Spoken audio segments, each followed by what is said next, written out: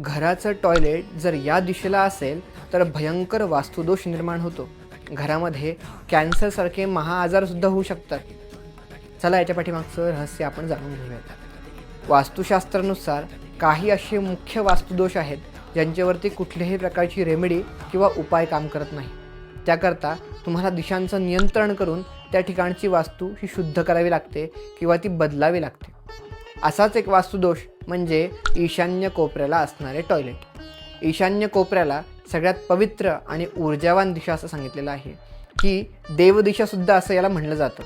याच कारणाने या दिशेला जर आपलं टॉयलेट आलं तर आपल्या घरामध्ये भयंकर वास्तुदोष निर्माण होतो आणि घरामध्ये मोठमोठे आजार वाढू शकतात.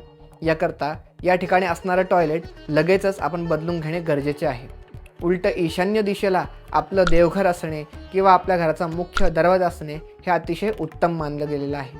अशाच माहितीकरता कैवल्य ज्योतिषला फॉलो करा. तुमचं टॉयलेट कुठल्या दिशेला येत आहे हे आजच आम्हाला कमेंट सेक्शनमध्ये कळवा. भेटूयात पुढच्या व्हिडिओमध्ये. नमो नमः.